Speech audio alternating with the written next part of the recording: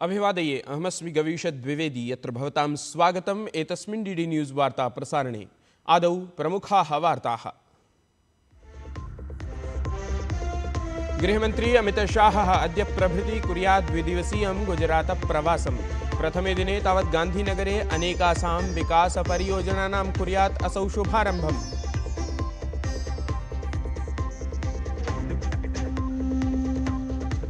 काठमाण्डु इत्यत्र संजायमाने सागरमाथा संवादे भारत-नेपाल-देशयोः मिथः परस्परं सहयोगसंवर्धनाय सम्बन्धदृढीकरणार्थं च अभवत् चर्चा। पर्यावरणमन्त्री भूपेन्द्र यादवः नेपाल-प्रधानमन्त्रिणा सह देशयोः मैत्रीपूर्णसम्बन्धविषये कृतवान् चर्चाम्।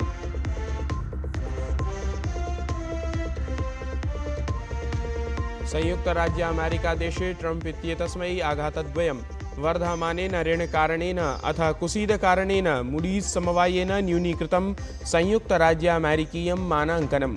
करदेयकानां स्वीकारक्रमे अपि विफलं रिपब्लिकन् इत्येतत्। रष्या यूक्रेन देशयोः मिथः बन्धकानां परस्परं विनिमये सहमतिः। इस्ताम्बुल् इत्यत्र शान्तिवार्तावधौ देशाभ्यां स्वीकृतः एषः निर्णयः।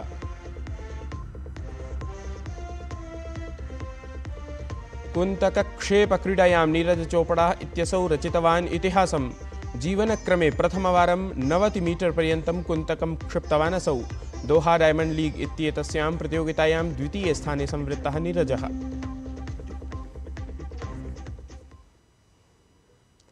केन्द्रीय गृह सहकारिता मंत्री अमित शाहः अद्य प्रभृति द्विदिवसीयायां गुजरात यात्रायां भवेत्। यात्राक्रमे असौ नैकासां परियोजनानाम् उद्घाटनं कुर्यात्।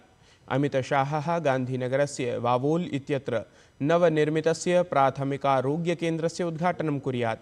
एतदतिरिच्य नवनिर्मितस्य सेतोः लोकार्पणमपि असौ कुर्यात्।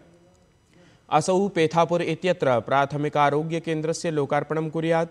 गान्धीनगर महानगरपालिका द्वारा जीर्णोद्धृतस्य कोलवाडा सरोवरस्य अपि असौ लोकार्पणं कुर्यात्। नेपालदेशस्य काठमाण्डु इत्यत्र त्रिदिवसीयस्य सागरमाथा संवादकार्यक्रमस्य शुभारम्भः सञ्जातः। एतस्मिन् कार्यक्रमे नेपालदेशस्य प्रधानमन्त्री केपी शर्मा ओली इत्येषः, विदेशमन्त्री डॉक्टर आरजू राणा देउबा इत्येषः, भारतस्य पर्यावरणमन्त्री भूपेन्द्र यादवः, चीनदेशस्य नेशनल पीपुल्स कांग्रेस इत्येतस्य उपाध्यक्षः शियाओजी इत्येषः, अन्ये गणमान्याः तत्र सहभागम् अकुर्वन्। शिखरसम्मेलने भारतस्य पर्यावरणमन्त्री भूपेन्द्र यादवः जनान् सम्बोधितवान्। असौ जलवायुपरिवर्तनस्य दिशायां भारतस्य प्रतिबद्धतायाः उल्लेखं कृतवान्। अथ हिमालयपारिस्थितिकी तन्त्रस्य सुरक्षायै सहयोगस्य आवश्यकतायाम् अपि असौ बलं प्रदत्तवान्। साहित्यक्षेत्रीयाम् अपूर्वां सिद्धिम् अभिलक्ष्य प्रतिवर्षं ज्ञानपीठपुरस्कारः प्रदीयते। दिल्ल्याः च विज्ञानभवने ह्यः राष्ट्रपतिपदासीना द्रौपदी मुर्मुवर्या संस्कृतविदुषे जगद्गुरवे श्रीरामभद्राचार्यवर्याय 58तमं ज्ञानपीठपुरस्कारं प्रदत्तवती। ज्ञानपीठपुरस्कारसमारोहस्य सम्बोधनक्रमे राष्ट्रपतिपदासीना द्रौपदी मुर्मुवर्या अवदत् यत् समाजे साहित्यस्य महत्त्वपूर्णा भूमिका अस्ति।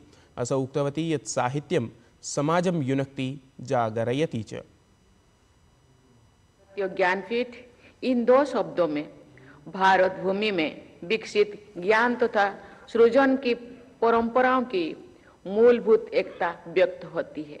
साहित्य समाज को जोड़ता भी और जगाता भी है। 19वीं सदी के सामाजिक जागरण से लेकर 20वीं सदी में हमारी स्वाधीनता संग्राम से जन जन को जोड़ने में कवियों और रचनाकारों ने महानायकों की भूमिका निभाई है।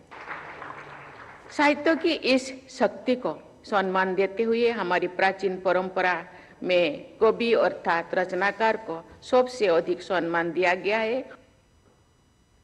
ज्ञानपीठ पुरस्कारं सम्प्राप्य जगद्गुरुः रामभद्राचार्यवर्यः उक्तवान् यत् तदीयविद्यायाः योग्यमूल्याङ्कनम् अत्र अभवत्। ध्येयमिदं यत् रामभद्राचार्यवर्यः चित्रकूटस्थितस्य तुलसीपीठाख्यस्य धार्मिकसामाजिकसेवासंस्थानस्य संस्थापकः अध्यक्षः च अस्ति। शिक्षा साहित्याध्यात्मिकप्रभृतिक्षेत्रेषु तस्य योगदानम् अद्वितीयं वर्तते। पुरस्कारप्राप्तेः समनन्तरम् असौ स्वीयं धन्यवादवचनं तत्र प्रकाशितवान् अथ संस्कृतस्य आवश्यकतामपि तत्र ख्यापितवान्। ज्ञानपीठ पुरस्कार प्राप्त कर मैं वस्तुतः प्रसन्न हूं, क्योंकि मेरी विद्या का मूल्यांकन हुआ। श्रोताओं और मेरी बहन द्रौपदी मुर्मू, आप जानकर प्रसन्न होंगे कि ऐसी परिस्थिति में रहकर भी मैंने संस्कृत जगत को 4 महाकाव्य दिए। भारतस्य प्रतिष्ठे दे संस्कृतम संस्कृतिस्तथा। भारत की मूल 2 प्रतिष्ठाएं ही हैं, संस्कृत और संस्कृति। सिन्दूराभियानस्य अनन्तरं रक्षामन्त्री राजनाथसिंहः भुज इत्यत्र योद्धृविमानकेन्द्रस्य निरीक्षणं कृतवान्। एतस्मिन् अवसरे रक्षामन्त्रिणा उक्तं यत् सिन्दूर इत्याख्ये रक्षाभियाने अस्माकं सेनायाः प्रदर्शनेन सकलः देशः गौरवान्वितः अस्ति। तेन इदमपि उक्तं यत् अत्यल्पकाले अस्माकं भारतीयवायुसेनया शत्रवः हताः।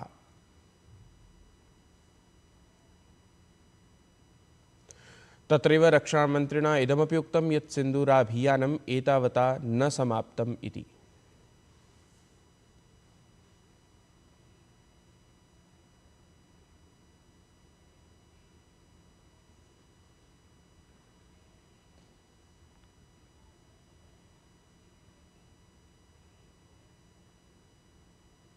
यह कहना गलत नहीं होगा, जितनी देर में लोग नाश्ता पानी निपटाते हैं उतनी देर में आपने दुश्मनों को निपटा दिया।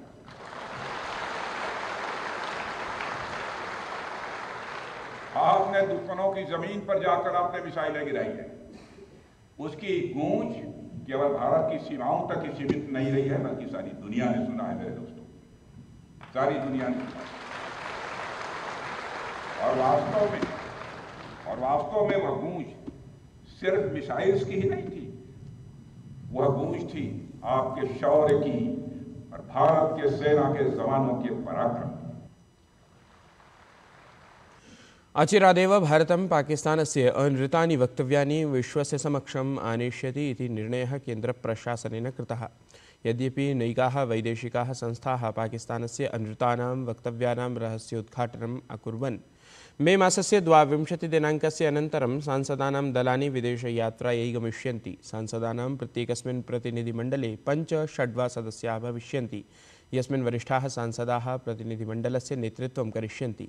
एतासु विदेशयात्रासु भारतं पाकिस्तानस्य वास्तविकम् आतङ्कवादसमर्थनरूपं विश्वस्य समक्षम् आनेष्यति इति अस्ति निर्णयः। दिल्ल्यां confederation of all India traders इत्येतेन व्यापारिकमहासङ्घेन आयोजिते राष्ट्रीयव्यापारसम्मेलने देशस्य सपादैकशताधिकाः व्यापारक्षेत्रसम्बद्धाः नेतारः सहभागम् अकुर्वन्। तैः सर्वसम्मत्या सङ्कल्पः कृतः यत् भारतस्य व्यापारिकसमुदायः अजर्बैजान् तुर्की इत्येताभ्यां देशाभ्यां सह व्यावसायिकसम्बन्धानां पूर्णरूपेण बहिष्कारं करिष्यति, यस्मिन् यात्रा पर्यटनसम्बद्धानि क्षेत्राणि सम्मिलितानि सन्ति। एतस्मिन् सम्मेलने देशस्य 24 राज्येभ्यः प्रतिनिधयः समागताः आसन्। एते प्रतिनिधयः प्रधानमन्त्रिणा नरेन्द्रमोदिना सह स्वैकमत्यं प्रदर्शितवन्तः, तथा च सङ्कल्पं कृतवन्तः यत् ये देशाः भारतस्य विरोधं कुर्वन्ति तैः सह कदापि व्यापारं न करवाम इति। ध्येयमिदं यत् अजर्बैजान् तुर्की इत्येताभ्यां देशाभ्यां पाकिस्तानार्थं समर्थनम् उद्घोषितमासीत्, यस्य अनन्तरम् एषः व्यापारनिरसनपरः प्रस्तावः सञ्जातः। सिन्दूराभियानस्य सफलतायाः अनन्तरं सेनायाः उत्साहं वर्धयितुं सैनिकेभ्यः सम्माननं च प्रदर्शयितुं देशे विभिन्नस्थानेषु तिरङ्गा इति त्रिवार्णिकी ध्वजयात्रायाः आयोजनं जायमानमस्ति। एतस्मिन्नेव क्रमे ग्वालियर्नगरे भव्ययात्रायाः आयोजनम् अभवत्। देशभक्तिभावनया पूरिताः सहस्राधिकाः जनाः भारत माता की जय इति उद्घोषैः यात्रायां सहभागम् अकुर्वन्। त्रिवार्णिकी ध्वजयात्रायाः आयोजनक्रमे कुरुक्षेत्रे अपि भव्ययात्रायाः आयोजनम् अभवत्। एतस्मिन् अवसरे महासङ्ख्यायां जनाः यात्रायां सहभागम् अकुर्वन्। एतस्मिन्नेव त्रिवार्णिकी यात्राक्रमे हरियाणाराज्यस्य हिसार इत्यत्र अपि एषा त्रिवार्णिकी ध्वजयात्रा आयोजितं गता। तत्रापि प्रभूतसंख्यायां स्थानीयजनाः सहभागम् अकुर्वन्। एतस्मिन् अवसरे राज्यसभा सांसदपदासीना किरण चौधरी इत्येषा अपि उपस्थिता आसीत्। तया उक्तं यत् प्रधानमन्त्रिणः मोदिनः नेतृत्वे भारतं पाकिस्ताने कठोरप्रहारं कृतवत् इति। भारतस्य कुन्तकक्षेपकः नीरज चोपड़ा इत्येषः दोहानगरे आयोजितायां डायमण्ड् लीग् इति प्रतियोगितायां प्रथमवारं 90 मीटर् पर्यन्तं कुन्तकं क्षिप्त्वा इतिहासं रचितवान्। निर्णायकचक्रे स्वतृतीयप्रयासे एताम् उपलब्धिम् असौ प्राप्तवान्। एतेन सह नीरजः प्रतिस्पर्धायां रजतपदकं प्राप्तवान्। जर्मनीदेशस्य वेबर जूलियन् इत्येषः प्रायः 90 मीटर् पर्यन्तं कुन्तकं क्षिप्त्वा स्वर्णपदकं विजितवान्। प्रियाः वार्तावली वीक्षकाः, जानन्ति एव भवन्तः यत् प्रतिसप्ताहमेव अद्य नाम शनिवासरे वार्तावल्याः अभिनवाङ्कस्य प्रसारणं सायं 6:30 भवेत्। एतस्य एव पुनः प्रसारणं श्वः रविवासरे प्रातः 7:30 भविष्यति। तावत् पश्यन्तु एतस्य लघुप्रचारचलच्चित्रम् एतत्। शारीरमुपशाम्यति